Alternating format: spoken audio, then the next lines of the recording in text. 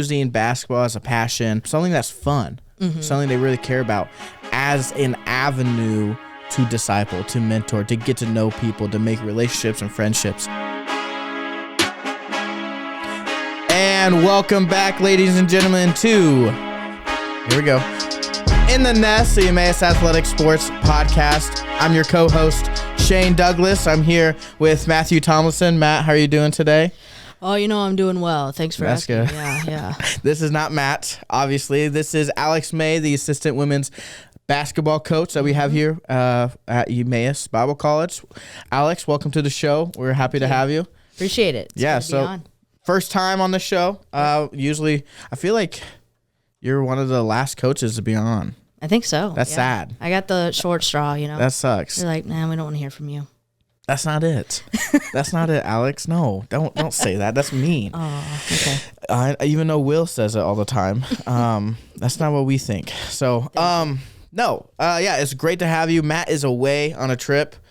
So we have Alex filling in, which is great. We're excited. We're going to get to know her a little bit. We're also bringing back our whiteboard. I think it's 8. I feel like talking about the whiteboard is breaking the whiteboard's rules. Yeah. But I think so. We just won't talk about it, So, yeah. Too much. Okay. Staying away from that. I think it is that. We'll start with that. Man, maybe it has to be like a half. I don't know. Whatever. Okay. Alex, how are you doing?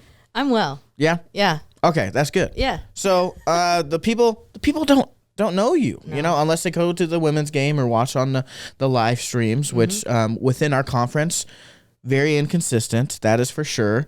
Or not even just our conference, but our play. Some people have it. We have it. Yeah. Sometimes it might break. Even on our side, it might just break, and we just don't record.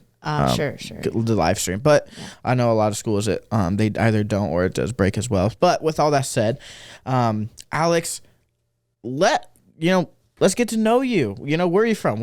Let's do it. Yeah, I'm from the South, actually. Okay. I'm from Murfreesboro, Tennessee. Murfreesboro. Yeah, Murfreesboro. I just came from Murfreesboro. Did you? Dude, traffic is terrible down there. Yeah, it is. Oh my gosh. Why is it's like the worst traffic ever? Yeah, the joke is it takes an hour to get from Murfreesboro to Murfreesboro, like from one side of town to the other. That's why? It was not like that when we first moved there. Why is it like it? It's just like just south of Nashville, and that area is just blowing up. So it's wild. Yeah. We went down there for a soccer tournament earlier in the year, and easily the worst traffic I've ever experienced. And I just came back from Jersey and Pennsylvania area. Yeah. Well, actually New York area. So that I did not like that traffic, but sure, mostly because people in Jersey can't take left turns. But Murfreesboro, man, the traffic down there. Yeah, it's not great. Okay, so you grew up in Murfreesboro, and then kind of what brought you to the north? Tell us about yourself, your story. Yeah, for sure. So I'm actually like originally from Michigan, and my family moved to Tennessee like 18 years ago or something like that. So I say I'm Yankee by blood, but Southern by skin.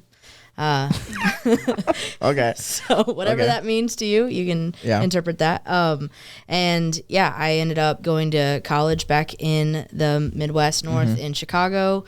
And then I was back in Tennessee, and then I lived in Wisconsin for 2 years, and then back in Tennessee for like 3 months. And then the Lord brought me here to Emmaus just back in August. So that's awesome. Back and forth. And then how did you come to know the Lord? Yeah, so I grew up in a believing family. Have 2 parents that just really love the Lord and were great examples for us. So we were in church all the time, and it was actually something that I didn't hate. Like I actually enjoyed being there, and I attribute that to just like the programming and different things like that. But just that constant like hearing of the Lord and it being brought in such a cool way to my little brain. I just was like, well, what do I do? How do I understand? Like, how do I give my life to Him? And so when I was 8, I gave my life to the Lord. I repented of, my sin and invited Him to be the Lord of my life. And then it wasn't really till like my early teenage years that I fully understood what it meant to actually let Him lead my life. So that time was I was in 8th grade. I had a friend and teammate. She passed away. She was like 12. I was 14, and that rocked my world. And so that was, in that moment, it was like, okay, like life is short. Yeah. So I really want to live a life that glorifies God, and I want him to direct every aspect of it.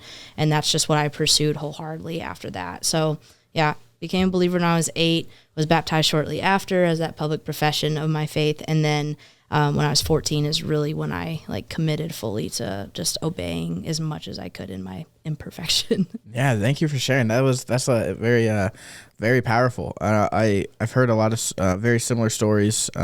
Obviously, Lord speaks in different ways through those people's stories, but of someone who is close to that person, passing away, and how that has really rocked their world, especially making that person seek after the Lord, or seek after Christ, and want his name to be known to others, but also to be known to themselves. So that's really awesome. Thank you for sharing.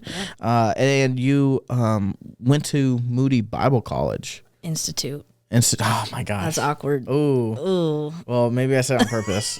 Disrespect. The disrespect. Okay, way to correct me. I guess you still got some Archer in your blood. Yep, I do actually. Okay, but they don't got a women's basketball team, so no, they don't. That was quite a ride too. Yeah. So you went to Moody. Yep. 4 years. Yep. And then what'd you graduate with? Sports ministry. Sports ministry. And then did you play basketball with being there? I did. It was a little bit of a rocky road. So came in, played my freshman year, was injured like partway through my freshman year, started my sophomore year, and then my knee couldn't take it. So I had to rehab the rest of that season. Dang. Played all my junior year, and then senior year, they cut the program. Dang. I'm sure you have gained a lot of wisdom from that whole experience. And then you went and did some ministry work in Wisconsin, and while being there, and as you said, kind of going back to Tennessee and back and forth, whatnot, a familiar familiar face, name reached out to you. And some who was guy named Chris. Okay. Chris McHugh. Just McHugh. Yeah, we don't call him Chris. Oh, sorry, just McHugh. Yeah, that's awkward. Yeah, Chris was a professor at Moody while I was there. He was also the men's soccer coach while I was there. And so I had some classes that he taught. And yeah, we've just stayed connected kind of like over social media over the last several years. I graduated 2018. So like it's been a while. Yeah. And after the residency in Wisconsin, he just called me and was like, what do you want in life? And I was like, ministry. I don't know what that looks like exactly. And he was like, well, let's talk. Oh, McHugh and his talks. I love McHugh. So his connection with you, and obviously being here at Emmaus as the AD and the men's head soccer coach, kind of brought you in the mix. Yeah. So now you're a full-time employee here as well as the women's assistant basketball coach, and you got it. That's history. That's history. Yeah. How's it been? How's been that transition in life? This is your like 4th month, 5th month, or something like that? Yeah, whatever August to now is. Okay. Yeah. All 5th right. month. I don't want to count really. 5th. 5th or 6th month, whatever. How's it been? How's the transition? How have you really felt the community and the aspects of Emmaus, the culture here, in and outside of sports? Yeah, absolutely. I would say like the transition early on was tough. Just you're moving to a new place, like you don't really know what to expect. You're trying to build new relationships, and that can always be a challenge. But I would say like especially when students came back, the place just like was lively and like just lightened up, and just getting to know some of the students, getting to know our players and stuff has just been super fun. Yeah. It's brought connection in a different way than there was, when I was brand new. Getting to know other coaches, other staff, and coworkers has been huge as well. And like the different events that you can be involved in help, form those relationships even more than just like, oh, hey, what's up in the hallway as you're walking to lunch or whatever. So hard at first, but then it's just been sweet. I heard someone say like Emmaus gets in your blood. And I was like, whatever that means. Okay. And I'm like, oh, okay. I don't know. I don't want them. What does that mean? I think it's supposed to be good. That sounds scary. Like why are they getting in my blood? I don't want some of that, but yeah.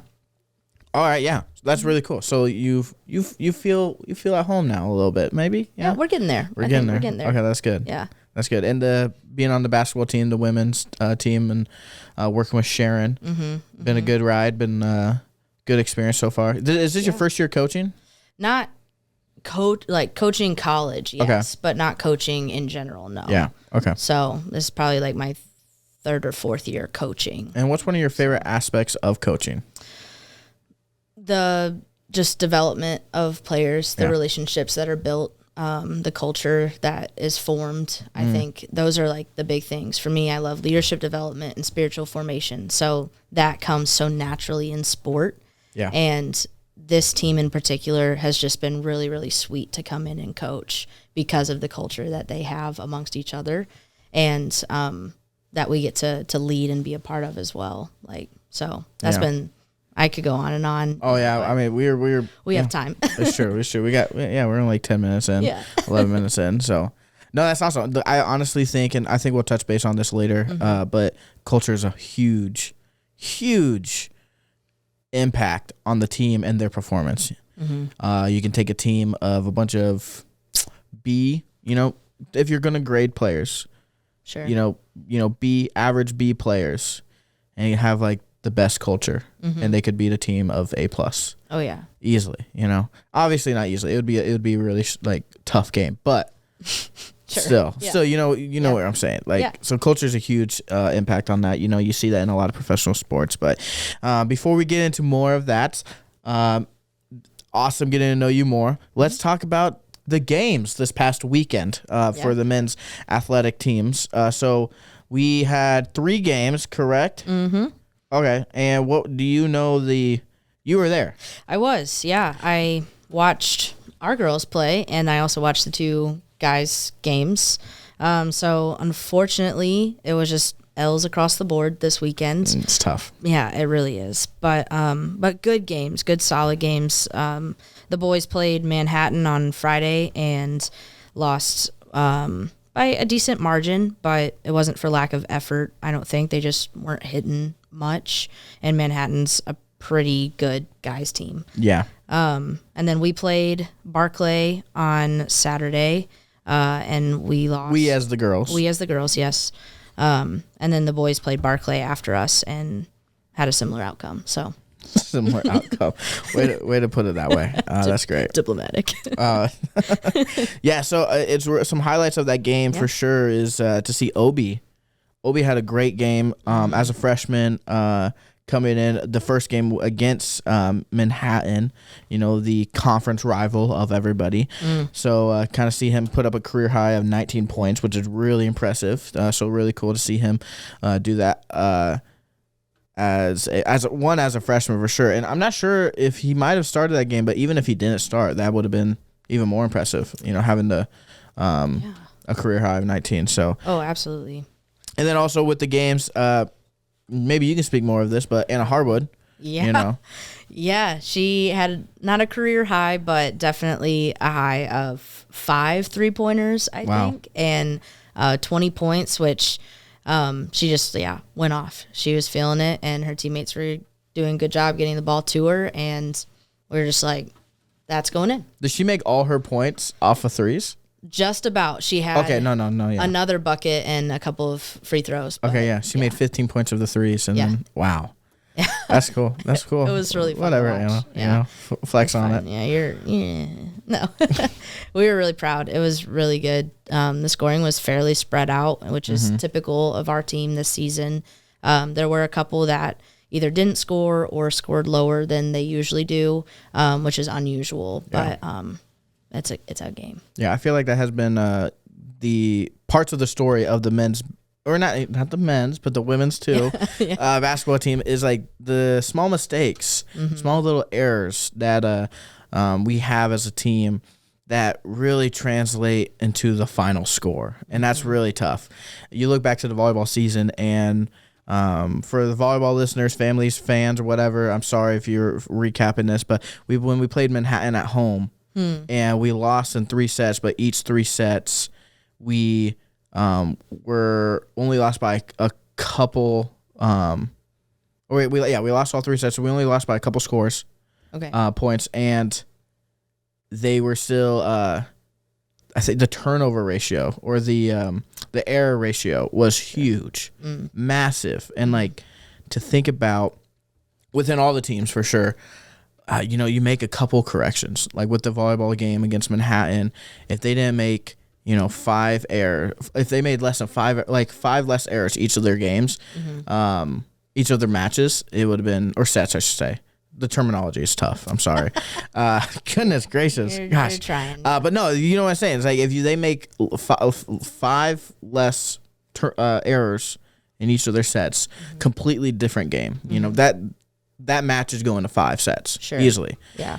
So you can look at basketball the same way of, the turnovers as well as just some of the passing and the movement of the team. And culture is a huge part of it, right? Yeah. So that's interesting to see. But we do have a young team for the men's side, and then the women's side. You guys got a mixture. Yeah. Yeah, we've got technically 3 seniors, so we'll count Abril in that as well because she just wrapped up her basketball career in December. So 4, 3 that are currently playing, and that's huge. They are massive culture drivers for this team, and so it's exciting that the juniors on the team or even the new ones on the team this season get to like take that and then live it out into next season. Yeah, but it's still like that'll be a pretty significant loss when they graduate. So it's exciting to see what the next team is going to hold, but also this one's really sweet because of the makeup of it right now too. That's really cool. I love that, especially the dynamic of the seniors and upperclassmen have on the underclassmen and freshmen especially. It's huge. I look back to my freshman year. I wasn't a player, but just freshman year, like in the dorm floors, dorm halls, and being a little fool I am. What had a huge impact on me was the upperclassmen, especially one in particular, Elijah Barsonis, who was the captain of the soccer team, and how he was able to pull me aside and mentor me was really awesome. So you see that a lot here at Emmaus, but I'm sure a lot of other schools for sure. But it's more driven within the smaller, biblically founded schools where you have students that pouring into one another, but more importantly, faculty and staff pouring into students. So we have a discipleship program for that, which I've heard a lot of great things about. I'm in as well. So just another cool aspect of Emmaus. It's a shameless plug, but we're always plugging, So gotta stay plugging. Exactly. So, but no, I mean, we were talking about culture a little bit, how much culture has to deal with the team and how it affects the dynamic. So there is a new dynamic on the women's team a little bit this year. You guys have added some new players. How has that been? Has it been difficult? Has it been helpful? How are the upperclassmen pouring into them? You spoke a little bit about that already, but talk to us. Tell us about it. Yeah, for sure. Well, I mean, any new dynamic is going to have its own challenges, but our girls have really, they've really risen to that. It hasn't stopped them from still being themselves, from still pouring into the next generation of Emmaus women's basketball. So, I mean, even as much as we're going into a big trip this weekend in Kansas City to play a couple teams, and already I've seen our upperclassmen eating lunch with the new teammates. I've heard they're working on rooms for the weekend, and a couple of our upperclassmen are put the new couple in my room because I want to get to know them. It's just that. That's what's so special about I feel like Emmaus women's basketball, but especially this team, is the intentionality. They're we will let the court be the court, but on the outside, we want to make sure that everyone feels yep, this is where you belong, this is where you're supposed to be, and we're not just gonna oh yeah, welcome, but no, welcome and check us out. It's they're using basketball as a passion, as something. A sport that they've played their whole lives, or even just a short part of their life, but something that's fun, something they really care about, as an avenue to disciple, to mentor, to get to know people, to make relationships and friendships. So yeah, of course you want to compete and have success on the court, but if you honestly, what really matters is the success off the court, and that can even be translated to how you treat one another on the court. Yeah. Especially opposing teams. Oh, for sure. I mean, yeah, like you said, obviously we want to be competitive. We do want to win games, and I think we're getting closer and closer to having that dynamic that's going to do that easily. And it is, like we talked about a second ago, just like, okay, there's a very small margin for error, and if you do that multiple times, then that margin grows, and it's just like, well, went the points. And so like we're continuing to figure those logistics out, but those can be figured out. The things that can't really be taught is like culture and character. Yeah. Right. So that comes naturally, and they'll both, work together to, I think, see success on and off the court. So we talk about culture coming naturally, and it's as a coach, in my opinion, the most important. Obviously, you want your coach to know the game. You shouldn't, if you've played soccer your whole life, everything there is about soccer, you shouldn't pull a Ted Lasso and start, coaching another sport, right? But you don't see that a lot. And when I mean a lot, I mean rarely, right? Ted Lasso is a fictional character. That does not happen. But the thing is, like, honestly, Ted Lasso, like, you can kind of speak of that. I haven't seen the whole show, but I know the premise of it, of a football coach in America coaching the Mizzou Tigers, D1 college, goes off and coaches a Premier League soccer or football, whatever, England team, a team that's in the middle of the pack, right? And how he has had an impact. Like, I know the first season that he's a coach, they do really bad. And that really shows because he's a football coach coaching soccer. Right. But the culture and the impact they have, not just on the field, from the building the culture, how it impacts them on the field to be a better team, but also off the field to be a better person. With all that said, culture is like a massive thing, and you don't look at those. You see a lot of professional teams and how they do culturally, and where they are based off that. And it's, I don't know, it's huge. Honestly, I kind of forgot where I was going with the Ted Lasso stuff.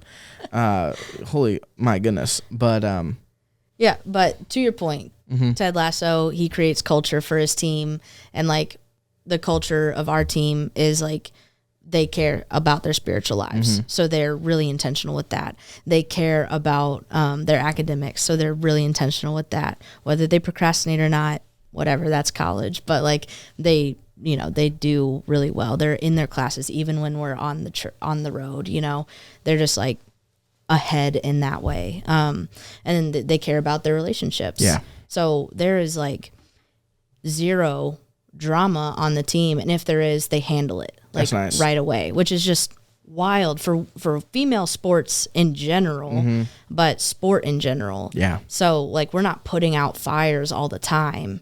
Like if there is one, then we talk about it and we move on, and then it doesn't affect playing on the court. No one is like being catty or bitter towards one another. It's just like, no, we're moving on because like Christ is more important, and you as a person is more important, and let's play basketball, and then let's bring others in with us to be a part of that. And how do you and Sharon have a part in all that? Yeah. So, I mean, Sharon and I have really different personalities, right? We have some different style of how we coach, but my goal and hope is to support her really well as she continues to just take the lead and man the ship of women's basketball.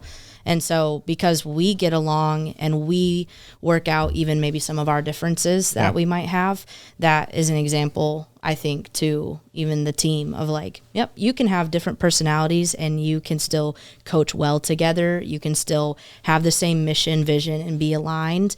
And if your coaches are that way, then that just trickles down. Yeah. And I've been saying this to Matt a lot in most episodes, and Will always gets he before this even we started recording, everybody, Will just like hounding me about the repetitiveness. Like, back off, dude, you eat peanut butter and honey like every day or whatever that, or what is it, peanut butter and chocolate chip. See, Will, oh wow, Will sent, we have a group chat. Nice. We have a group chat, and Will sent a very well edited video what of him dunking It was nice. Mid It was game. not edited. I'll tell you. No, that. I meant like you literally just screen recorded the live stream. That's yeah, what I meant. absolutely. Yeah, absolutely. it's just kind of fun. That's good. Congrats, man. great. Thank you. Shameless plug. You're not wearing your Crocs either. It's too Either cold way, for Crocs right now. it is super cool. We didn't even talk about that. What, There's Crocs? been no. I have fuzzy Crocs that I wear in the cold, so Hey, there you go. I think I do not have fuzzy Crocs. You need I just fuzzy have classic ones. Fuzzy lavender socks. Ooh, lavender Lavender haze. socks or lavender Crocs? like his coat, his little hoodie. Like he wears lavender. What? No. Gosh. Hey, that doesn't count. That does not count. Wait. Am I Stop. missing something? Yeah, you are. You can go back and watch. Okay, I got you. That took me a while. Goodness gracious. Okay, I'm done with the croc top. Talk. This is okay. Now you got me blanking, dude. Gosh. Mute yourself. So I'm the done. snow. There's a huge snowstorm that we had. There was. But what was I saying before? We just kind of got off. You just jumped to Will. So I was gonna say something important. I Yeah. feel like. Okay, but no, yeah, there's a You talked massive. about how I was getting on you about repeating stuff. Repeating my no, something Matt and I always we'll talk about the snow, but something Matt and I always do talk about is similar to what you were just saying about how you and Sharon are like in line, you know, and have the right mindset. And thank you, Will. Thank you. You're good. You listen. Oh, way to go. You're welcome. You're welcome. How you have the same mindset and how that has really impacted your team culturally, but also, you know, as you're seeing on the court, as you guys grow as a team, the athletic staff from the AD, McHugh, Yeah. all the way down. Yeah.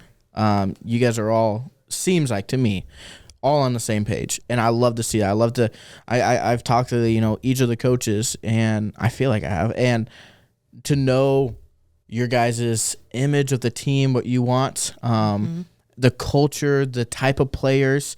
You know, we're not just going for, you know, the best player. Like, there could be a player who wants to come to Emmaus who's the greatest, who's like super good. Honest, it could be like NBA bound, but if they don't know Jesus, if they don't have a relationship with him, then, you know, this is not the place. Yep. You know, and it's not that we don't want them to find God. You know, we want them to find God, but this is a place for believers to come to be equipped and to learn more about him. The Emmaus Road, you know, as it says in Luke chapter 24, of walking with Jesus. You know, if you're not walking with him, you know, that's the whole premise of being a student here, is to walk with Jesus and 100%. to learn more about him. So, and that's the image I feel like you guys in the athletic department have with the sports program, adopting the academic, the foundational beliefs of Emmaus into our sports has a huge impact on our teams and the culture here. And I've only seen it grow since being a student here. Good. That's good. I mean, that means that the right people are in the right places Yeah. and moving things along in the missional right direction. So we're pretty repetitive. We do talk about that a lot, and I'll try to stop, but culture is huge. And what also is huge was the snowfall we just had. Oh my goodness. Wow, that was a good segue there. Thank you. Yeah, you're welcome. I'm getting better at those. I think I'm pretty good. It's important. Yeah, it is. Especially as a podcast host. Yeah. Full-time job podcast host. I'm joking. No, yeah. So we had a massive snowfall in Dubuque. Normally, the average snowfall in Dubuque is around 54 inches per year. Okay. Wow. And we just hit 25 inches in 2 days. Great. Yeah, it was really fun. So half of our yearly average we got in literally 2 days. So Cool. Cool. Love that. You don't. I'm new to Iowa. So. You don't like that. It's just okay. Yeah. Wow. I'm used to like lake effect snow, you know, and so it's a little different. What effect? Lake effect, like when you live like in Chicago, there's Lake Michigan right there. Even in Wisconsin, we were close to the lake. Okay. Michigan lake, like there's lake effect snow. It's a little different than. Is it really? When you're I've inland. never heard of this. Does it like? Yeah. Does it just like the snow is attracted to the lake? Yeah, it's just a little less. Okay. Yeah. But I anyway, didn't know that. I didn't know that existed. Yeah, you can look it up sometime. Someone just dumped a bunch of snow on us in Dubuque, but that's fun. So you guys got stranded on your trip this past weekend. Well, I mean, stranded might be Okay, you had a to. different term. We had to leave early, so our 1-day basketball trip for the weekend turned into a 4-day weekend. So I guess we did get stranded on the back end. Yeah, the back end. Yeah, the You front guys- end, we were like, hey, we're going to leave tonight instead of Saturday morning. This was Thursday. And so we told the girls, and they had like 2 hours to like do laundry, which was a mad rush, I heard, to make sure their stuff was ready to go. Awesome. And then we hit the road and got in, had a great time, just chilling Friday morning, watched games all Friday afternoon, our boys included, and then played Saturday. And as we were on our way home, we got the call saying, hey, you probably need to find a hotel for the night because roads are pretty slick. So we did, and we were glad because on our way home Sunday morning, we counted probably 20-something cars and trucks that had been spun into the sides of the road. So we were like, that's probably a good idea to say. I know the men's team got stranded. Did you guys go a separate way than the men's team? We did. I think one of us went 20, one went 80 or whatever. Yeah, I know the men's went through Cedar Rapids, which was really bad. Yeah. And then you guys went north through Ames, so and then through Waterloo, Cedar Falls. But yeah, you guys probably took the better route. That's for sure. But you guys both got here Sunday morning or Sunday around lunch. Yeah. Okay, so not too bad, but still fun weekend, I guess. Yeah. Kinda just girls trip. Yeah. Yeah. Thankfully, they enjoy each other's company enough that they can handle that and then come back and still live with each other. But yeah. And it definitely helped team morale and culture. And culture. Yeah. Yes. So I love to hear that we, even with the addition of some new players, that the team hasn't really changed much and honestly has just, you would say, it's kind of sparked more leadership within some players, especially with Abril being a leader of the team that retired. Retired's a better word. She did retire. So her leaving last semester after graduating, that these girls, other girls, have stepped up to kind of fill her role. Even though I'm not saying they weren't, leading already, but knowing that her absence, like someone else is going to have to, pick up that. So you would say everything has gone pretty well then. I would say so. Yeah. That's awesome. Yeah. And I kind of ask a lot of coaches what their pitch or kind of like maybe what they're looking forward to, maybe a little bit of both. And you've honestly have had your own women's basketball pitch in the culture conversation, which I love. But what are you looking forward to growing the women's basketball? I know this is an interview and this kind of sounds like an interview, but what are you looking forward to being a part of the Emmaus women's basketball program with Sharon and growing it? Like, what's something that you guys are looking forward to that you're seeking out or you're excited for? Yeah, I think just stepping up our recruiting game a bit as we move forward is something I'm looking forward to. Yeah. I think we've got some really good possible candidates coming in, recruits for next season, and just continuing to partner and work together to spread out as much as possible and find those girls that are like, love the Lord, want to be intentional about who they are and their academics, and then also enjoy the game of basketball and want to play and be a part of something that others that are like-minded. And so I think the recruiting aspect is just going to pop off. I think that we'll continue to know how each other work, and that will continue to mesh even more, and we'll continue to stay aligned because we both have just the vision of we want to glorify God, and we want girls that want to be a part of the program that also want to glorify God. So like to both be on the same page about that is just huge. And so, I mean, being a part of Emmaus women's basketball means that you're going to be cared for. You're also going to have people that care for you, like as teammates, and you get to compete as the level grows. Like, we're going to continue to compete at a higher level. Honestly, that vision is a pitch of itself. Yeah. That's just like, that's awesome. That's really cool. If you had to say in a couple words along with your vision right there, which honestly, I see that. I hear that. I'm inspired. I want to come play women's basketball. Great. I can't. I can't. I can't. The only thing stopping me is, shooting a ball. I'm joking. But what is your pitch? Why should a young woman come to Emmaus and play basketball? Yeah. For you and Sharon. I mean, it'll be more than a couple words, but okay. Let's hear it though. I don't think I could do it in just like 2. That's fine. Okay, great. Thank you. I appreciate it. Yeah. Okay. So my pitch would be, if you want to be developed in a way that's different than other places, and you want to play, like be a part of building something, like this is the place to come. Like, it's just different in that, like I just said, you're going to be cared for in a way that is just more intentional.